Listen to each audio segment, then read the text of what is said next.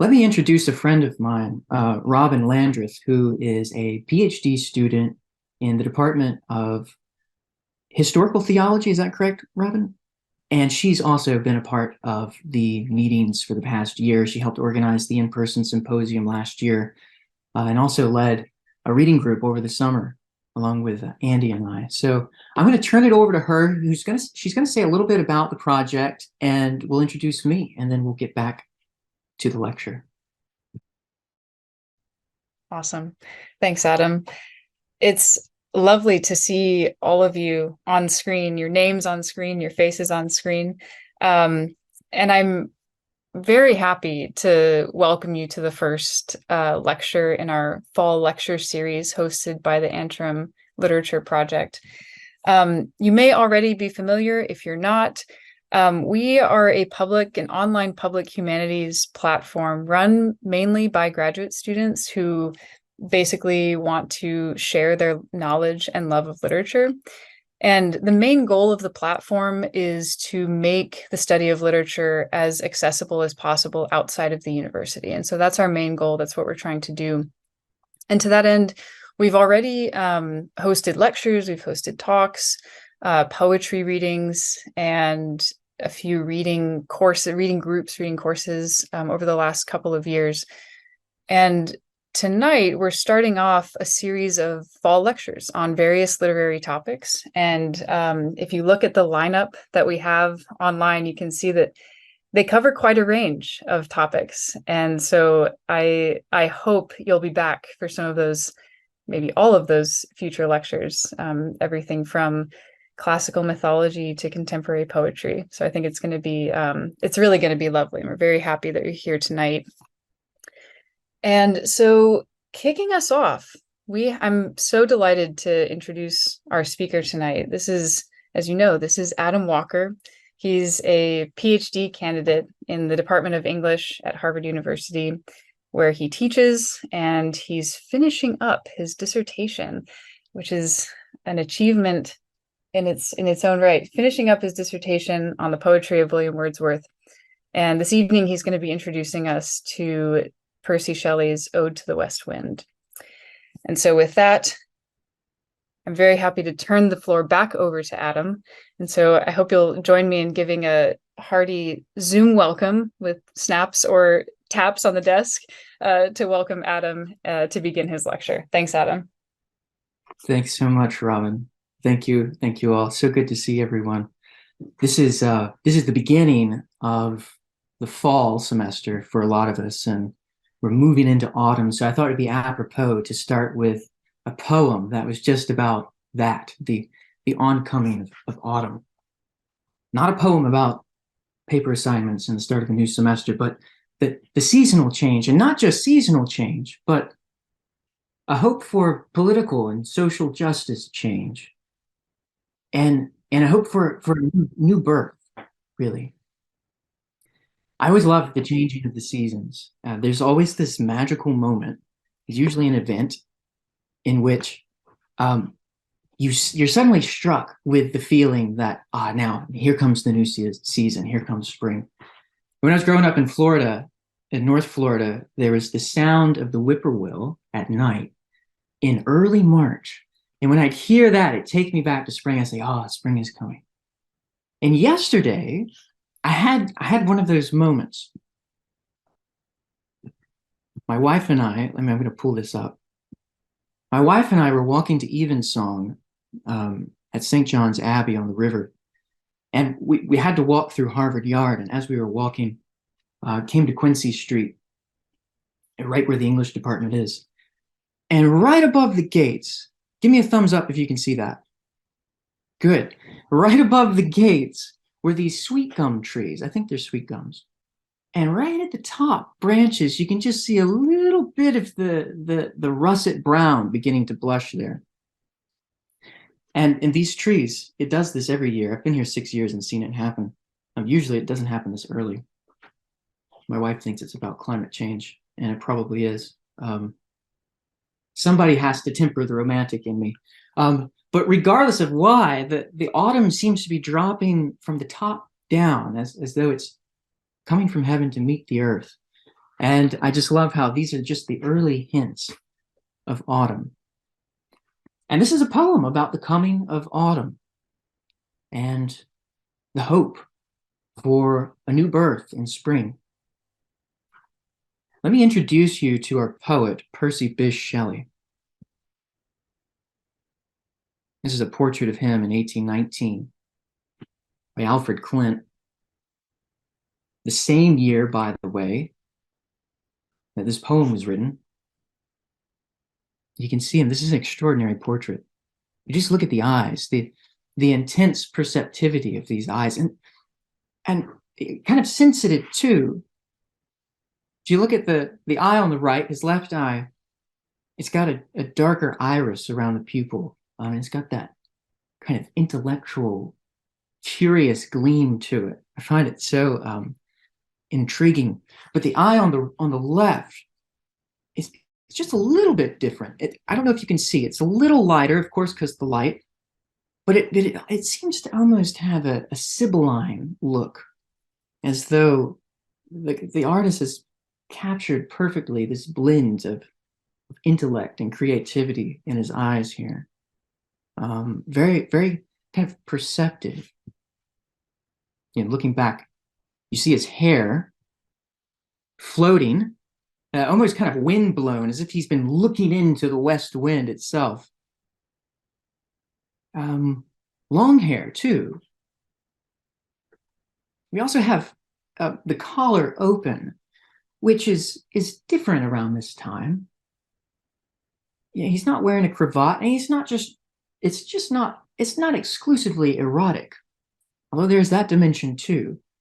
But it's visionary. It's emblematic of the sensitivity of his state of openness to influence, especially to nature. A cravat, which is that thing that would wrap around the neck, would shield you from the wind, the cold. But an open shirt, where the neck, especially a very vulnerable part of the human body, is laid open, bare to the elements of nature. Of course, this was very important, this state of receptivity in nature.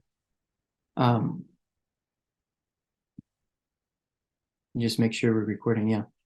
The state of receptivity to nature is very important to the Romantics. And of course, Shelley was a poet of the Romantic movement, which began in the late 1700s. He is among what some readers call the big six of Romanticism. You've got the first generation of poets who began writing in the 1790s. This was William Blake, Samuel Taylor Coleridge, William Wordsworth. But then you have these poets of the second generation, John Keats, Lord Byron, Percy Shelley. They all began to write in the 1820s, the late 18 teens.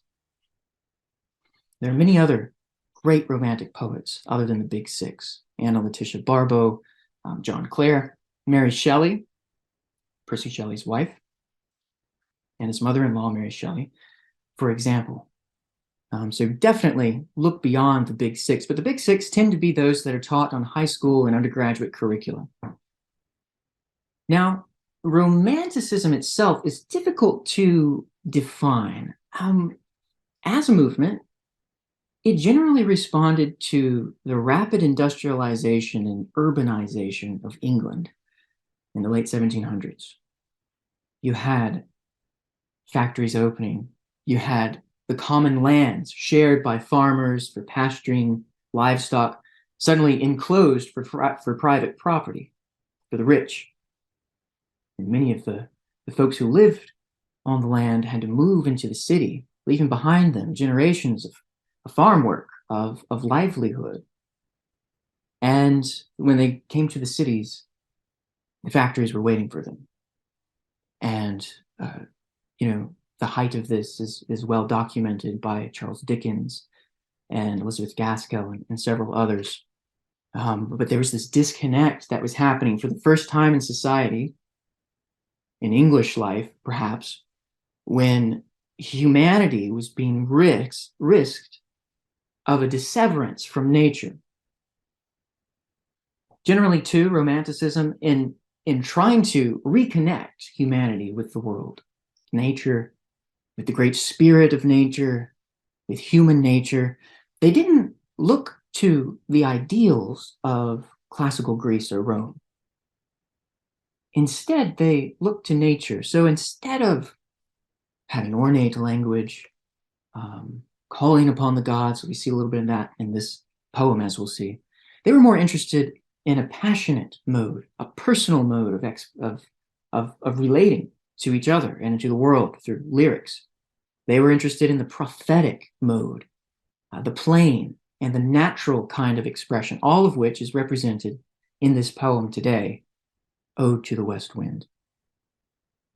Now, I'd like to start by reading this poem aloud to you, and then we'll move into an explanation. And perhaps you haven't read this poem before, and if not, that's great. Lyric poetry is meant to be heard. The root lyric goes back to the Greek lyre, which was the instrument upon which the poets would play as they chanted or sang their songs. As the lyric poetry became literary, as it moved away from instrumentation and accompaniment, the words themselves became the lyre. And so the sounds, the harmonies, the rhythms, all of that bound up in a poem, it's integral.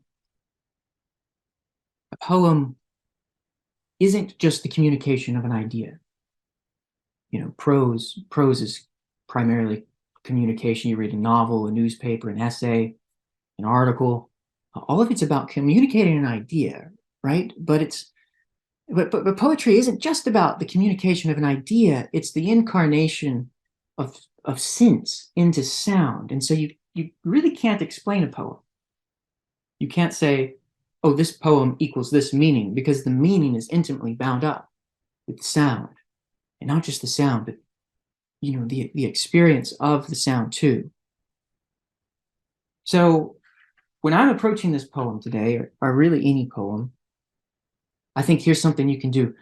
Don't think of it as a riddle, because if you're not used to reading poetry, the experience can be admittedly frustrating. You might think, why can't the poet just say what she wants to say? Why does she have to be all complex about it and extend the syntax and it's like, just give me what you're trying to say. Well, that's a very utilitarian way to look at it. But I would say, don't worry about catching the understanding of this poem. A poem's not a riddle to dissect with the meddling intellect. It's Wordsworth's phrase. It's not something to take apart or analyze. It's instead a mystery which is meant to be encountered, experienced, enjoyed. So I'm going to read this actually with my camera off, because I just want you to listen. And as you're listening, I want you to just hear, and don't worry about understanding it intellectually. Let the movement of its images and its rhythm just flow over your imagination and attention, and take what it gives you. Don't seek to pluck the meaning from it. The meaning will come of its own, and the experience itself will be the reward, I think. Okay, so I'm going to read Shelley's Ode to the West Wind. It's the length of 5 sonnets, because it is 5 sonnets. But just listen.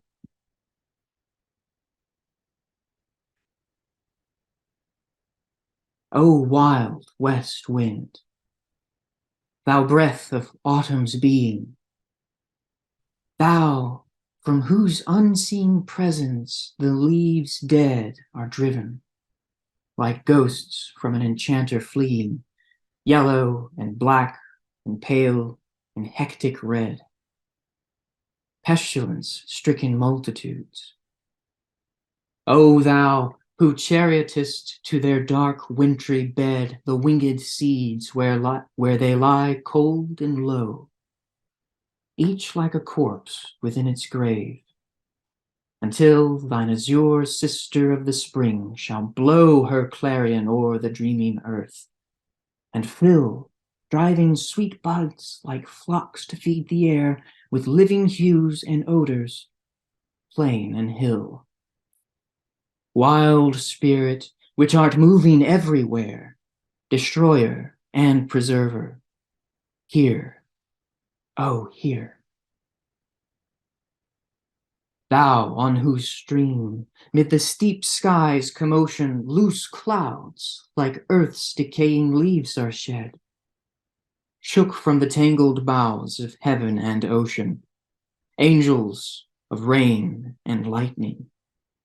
There are spread on the blue surface of thine airy surge, like the bright hair uplifted from the head of some fierce Maenad, even from the dim verge of the horizon to the zenith's height, the locks of the approaching storm. Thou dirge of the dying year, to which this closing night will be the dome of a vast sepulchre, vaulted with all thy congregated might of vapors, from whose solid atmosphere black rain and fire and hail will burst. Oh, hear.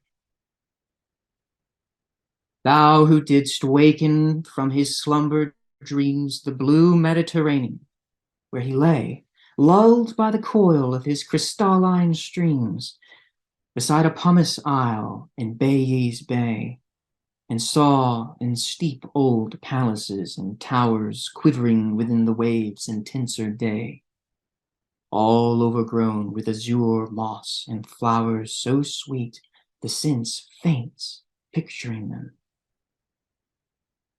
Thou for whose path the Atlantic's level powers cleave themselves into chasms, while far below the sea blooms in the oozy woods which wear the sapless foliage of the ocean. Know thy voice, and suddenly grow gray with fear, and tremble and despoil themselves. Oh, hear. If I were a dead leaf, thou mightest bear.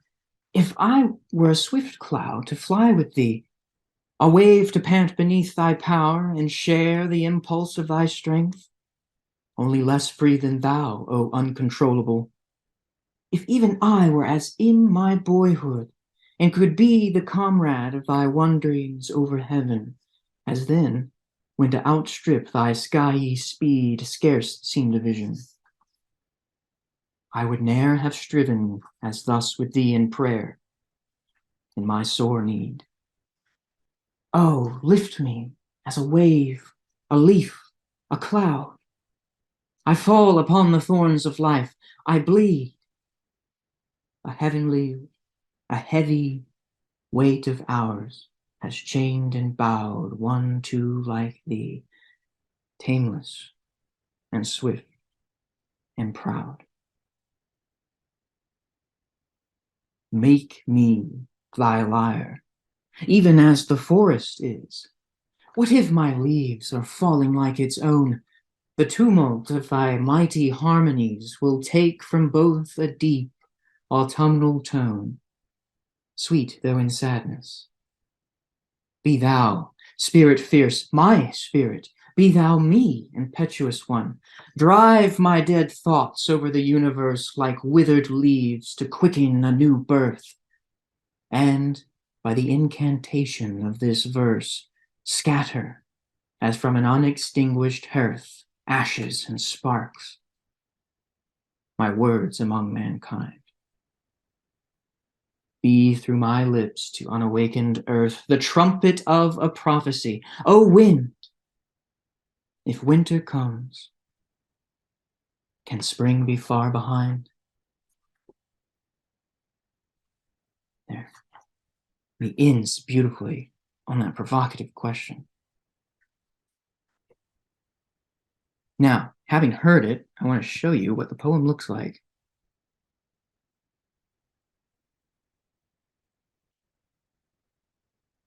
There are 5 parts, 5 sonnets.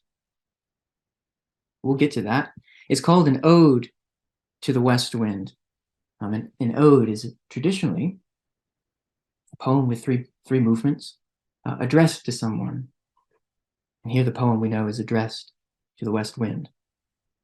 The god of the west wind in the Mediterranean, where Shelley is when he's writing this, he's actually outside of Florence on the edge of the woods. And he's watching the late October west wind, bring in winter. But in classical mythology, the west wind was Zephyrus. According to Hesiod, he's one of the gods of the winds who would usher in winter. It's significant that Shelley composed this in Italy. We'll see here that each one of these larger units is a sonnet. Now, a sonnet, we know, is composed of 14 lines of iambic pentameter. There are 5 of those. But if you look, and it's got a couplet like an English sonnet does, but if you look more closely at the rhyme scheme, you'll see that it's blended with terza rima. Why is that significant? Autumn's being. So terza rima, 3 lines, 2 governing rhymes, which have an interlocking rhyme. So, for example, being and fleeing. And then we have dead, which gets picked up in the next 3 lines, red and bed. In the middle, we have thou, which gets picked up in the next. And so it's this interlocking chain. But the significance of this is, as Robin knows, and those of you who took the course with Robin on Dante, this is the visionary mode of Dante's verse, written in Italian. And so you're thinking about structure and form. What is he signaling when he's blending the English Shakespearean sonnet with the Italian terza rima of Dante's visionary book? And that's something we'll be thinking about as we go. There's something prophetic about it. So the poem begins with the address to the west wind. Breath of autumn's being, thou from whose unseen presence, invisible presence, whose force is only seen through the leaves dead, driving the dead leaves. So there's this forward motion of pushing now that the west wind has, pulling from life.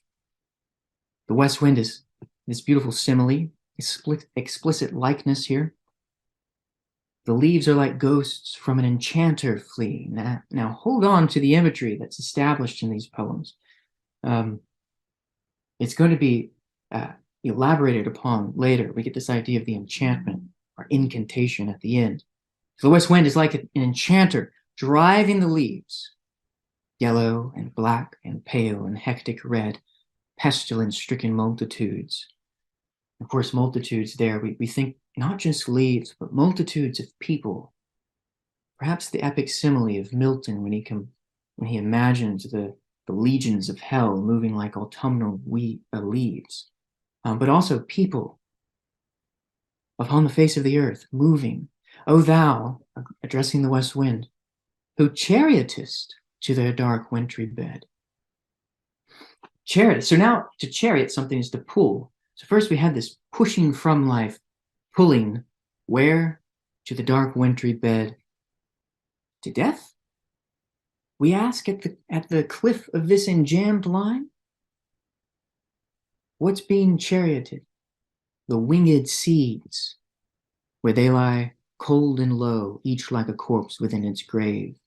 And there's this germane image, which is germane to Shelley's poem here. In a way, the imagery established in this first sonnet is in its embryonic form, which will then grow in the later sonnets. So they're like a corpse. The wind is driving the winged seeds into the earth, each like a corpse, but not without hope, until thine azure sister of the spring shall blow her clarion o'er the dreaming earth. Another important adjective here. A clarion was like a trumpet. So suggestive here is, of course, the Pauline, St. Paul, who talks about the Christian resurrection, is at the last trump, all will be made alive again. Now we have this suggestively here. He's not Christianizing the theme, but he's tapping into this prophetic valence, this eschatological theme. These seeds, driven from life, put into the earth where they will wait for the spring. And the spring will fill with living hues the plain and hill. Wild spirit, we come to the couplet. Wild spirit, which art moving everywhere, destroyer and preserver. Again, we get the destroying aspect with the driving from life, but the preserver, in the sense that it's preserved, waiting. He cries, "Here, oh, here." It's nice. The English sonnet always clasps shut, almost like a little change purse there, with that rhyming couplet, giving it a nice end. And this prayer to the west wind, "Oh, here," is going to be repeated. Now, let me talk a little bit about sound structure.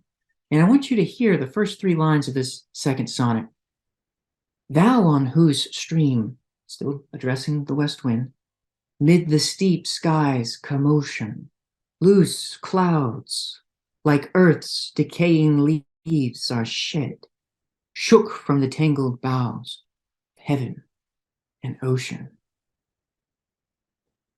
What's the governing sound? You can hear it playing on your ears, that S sound, suggestive of the west wind himself coming down upon the Mediterranean, sweeping across the leaves. But there's also this violent shaking with the sh sound. We have it in commotion. Decaying leaves are shed. And then coming to land here, not on an iamb, but on a trochee. So we have that stress right there, that monosyllabic word, shook, very violent, shook from the tangled boughs of heaven and ocean. And you have that sh again in ocean. So there's this sweeping movement, but also kind of violent sound of death. Angels of rain and lightning, metaphors for the storm coming. In the Mediterranean, around the second half of October, the west wind would come, but it would come driving a cold front of thunderstorms. Shelley actually witnessed this, and this is the phenomenon that was observed. I think still can be observed. Angels of rain and lightning there are spread on the blue surface of thine airy surge.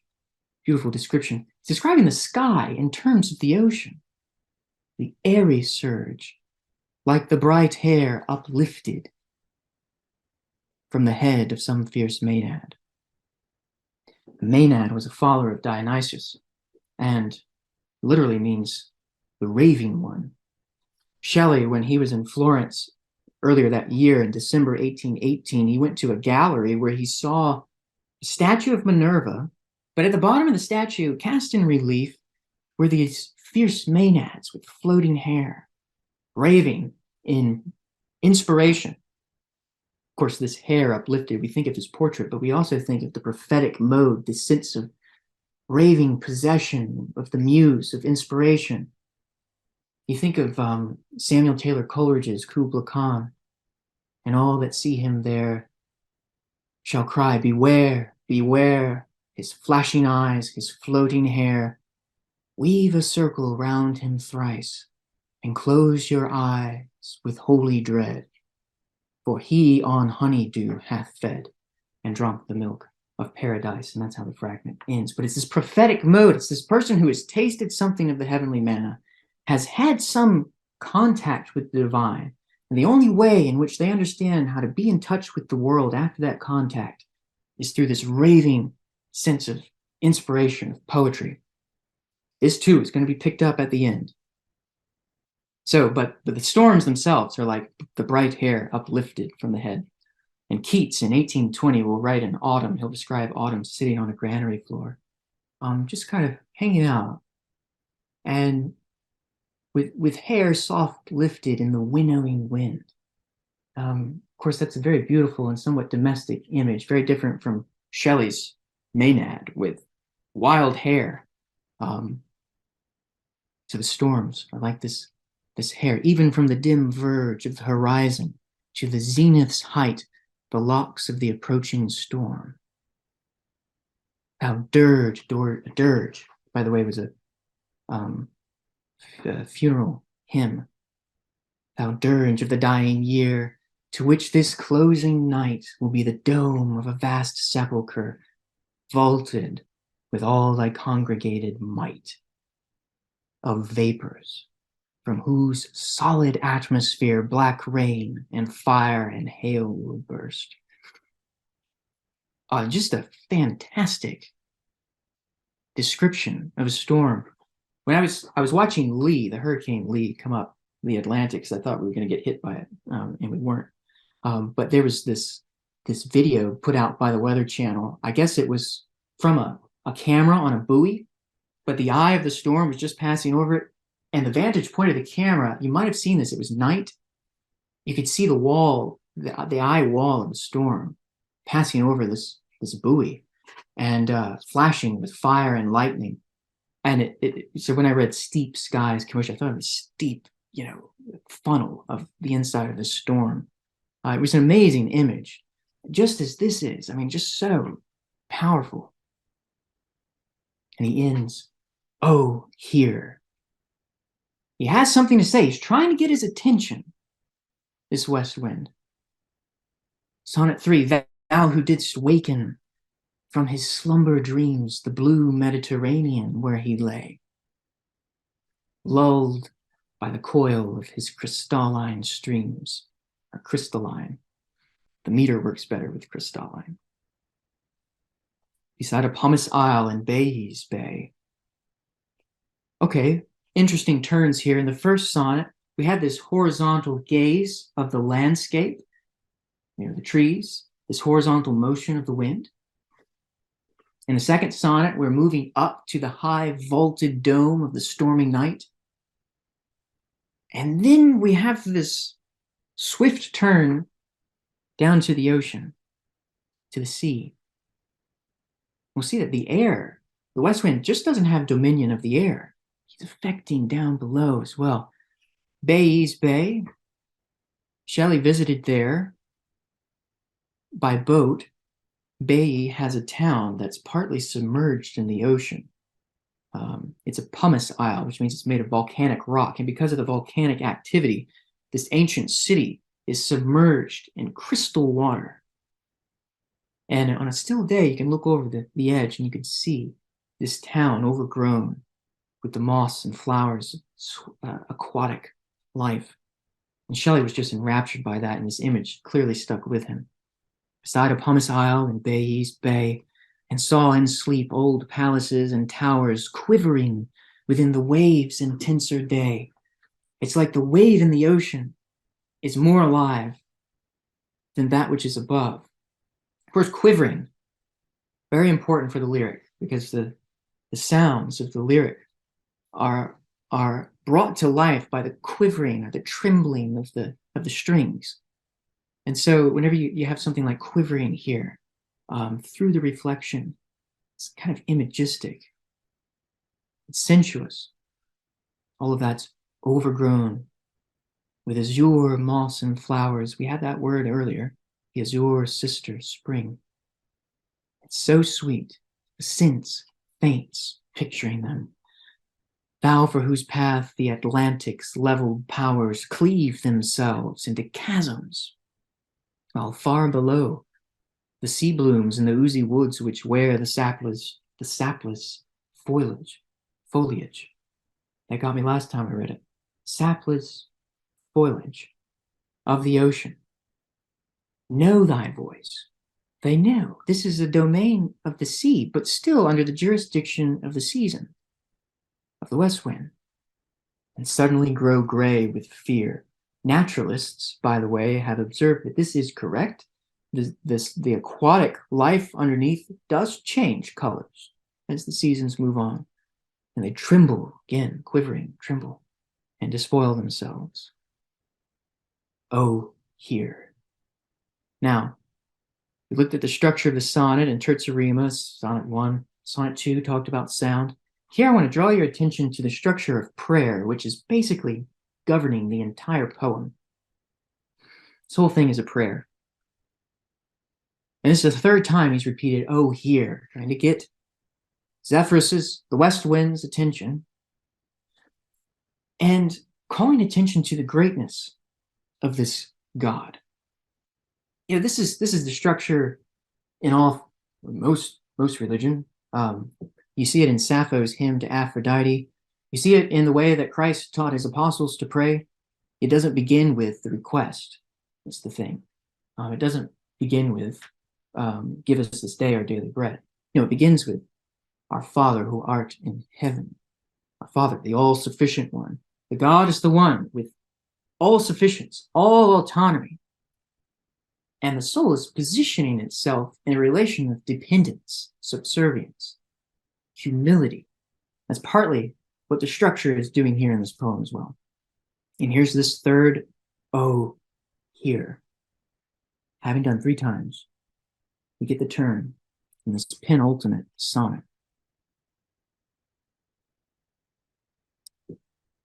If I were a dead leaf thou mightest bear, if I were a swift cloud to fly with thee, a wave to paint beneath thy power and share the impulse of thy strength, only less free than thou, O uncontrollable.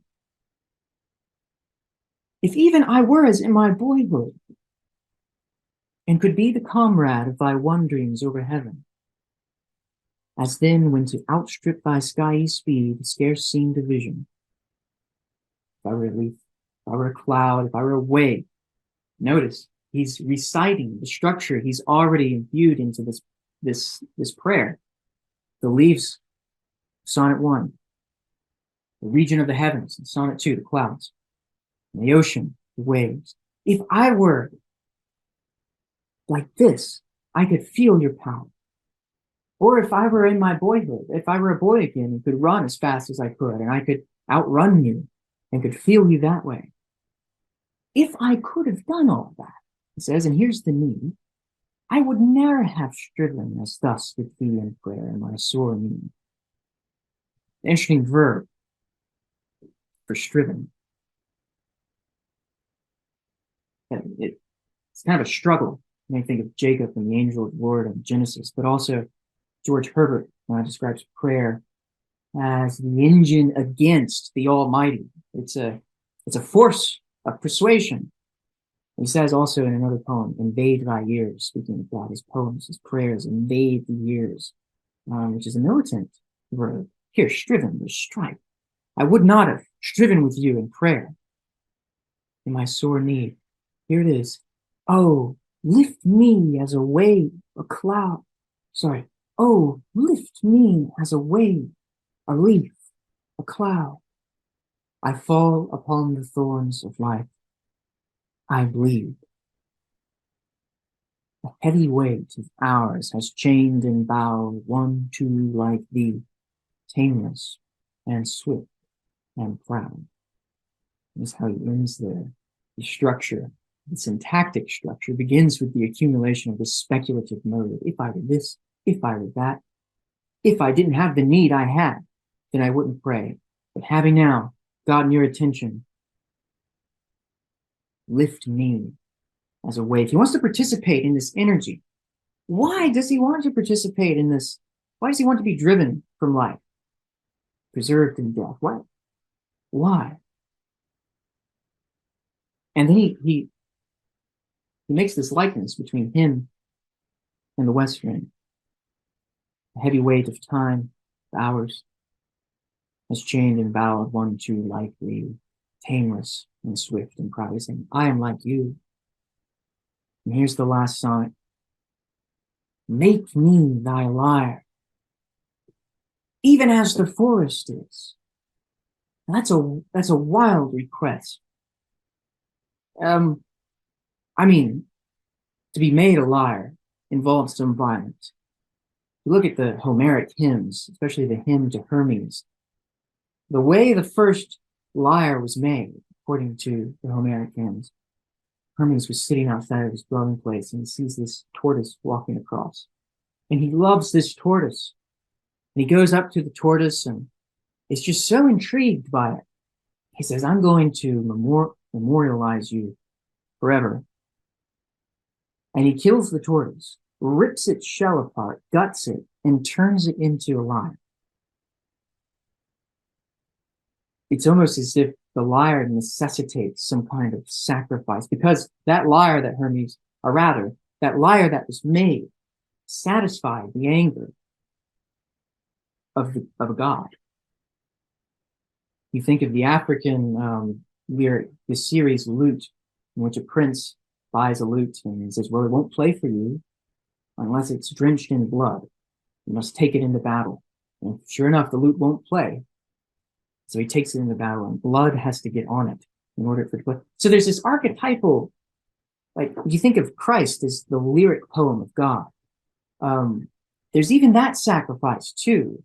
He is kind of the law or the poetry of God incarnate.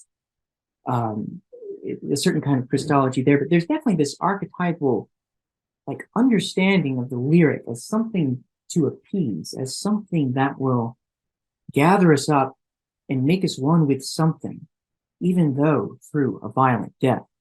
Make me thy lyre, even as the forest is. What if my leaves are falling like its own? The tumult of thy mighty harmonies will take from both a deep autumnal tone, sweet though in sadness. Leaves here now has a pun because leaves also meant pages in a book. Shakespeare will pun upon this when he talks about his leaves falling. Walt Whitman's Leaves of Grass is great, a great American free verse poem. It's called Leaves of Grass because it's about leaves, literal leaves of grass, but it's also the leaves of the poems. So there's a self-consciousness here. Be thou, spirit, fierce, my spirit. Be thou me, impetuous one. Drive my dead thoughts over the universe, like withered leaves to quicken a new birth, and by the incantation of this verse, scatter, as from an unextinguished hearth, ashes and sparks, my words among mankind. Be through my lips to unawakened earth a trumpet of a prophecy, the trumpet of a prophecy. O wind, here's that question, if winter comes, can spring be far behind? Now, thinking about the overall structure of this, what is he doing in this final sonnet? He's calling back. M.H. Abrams, who's a romantic scholar from the late 20th century, in the 60s, he had an essay on structure and style. And he said that these longer lyrics of the romantic poets often have this movement from a meditation on the landscape, this inward turn in which a conflict is resolved or in which contact is made with the divine, and then this movement back out. The poet can now face the world again, having done that three-part movement. You see it in Tintern Abbey, the wide valley, these steep and lofty cliffs, and then this turn inward, the spiritual life, and his boyhood. And then finally this resolution enables him to turn outward to Dorothy. I have a couple of videos on that, in which this fits in. I'll talk about that in the handout, but it's following that structure. You notice it begins with the forest, and it returns to the forest, but the forest is different. The forest is him, in a way. What if my leaves are falling like its own? Scatter my dead thoughts. Notice, do you remember the leaves were driven as though from an enchanter they were fleeing? This incantation, like an enchanter, like a magician. Driving the verse, he says, remember the sleeping earth, the dreaming summer. Be through my lips to the unawakened earth, the trumpet of a prophecy. There is the azure sister's clarion. It's all circling back. But when it does, it's come home with the elixir. It's come home with basically a renewed sense of the understanding and a right relationship to the world, or at least the relationship that the speaker wishes to have or has discovered. And Shelley, in his essay, A Defense of Poetry, says that poets are the unacknowledged legislatures of the world. They're the lawmakers. This whole idea of Moses as a prophet, as a poet, Christ as a poet. The poets of Greece influencing the law. So there's this idea that poetry, prophecy, law, and all of the Hebrew prophets, which Shelley well knows, are writing poetry when they prophesy. I mean, it's this inspired moment with the floating hair. It's this raving moment in which one is possessed with a vision or the voice of something above humanity. And it's that he's wishing his words will become. And when he asks, "O wind, if winter comes, can spring be far behind?" The poem just ends. And the silence at the beginning of the poem is completely different from what we have at the end. Now, part of this did come true. Shelley dies in 1822, but I was talking to a friend of mine who's from China, and he said these two lines are probably the most famous lines in China because when they had the revolution, breaking from the imperial rule of Britain, Shelley was translated into Chinese, and it was this poem that really propelled this, partly what propelled this revolution. It was the poetry of Shelley, of Byron, and to this day, folks there still know this poem. They're very familiar with Shelley, and it's because of that legacy. And so part of Shelley's interest is this political change, this social change, one of justice, but also of spiritual rebirth. So there's a lot more to say to this poem, but that's a taste of Ode to the West Wind. And it's definitely a poem that rewards reading again. So I hope you'll do that on your own time. So thank you all for watching. Those who are here, feel free to stay. We're going to do questions and answers. For those who joined us online with the recording, thanks for watching. And until next week, where we'll hear about Old English riddles.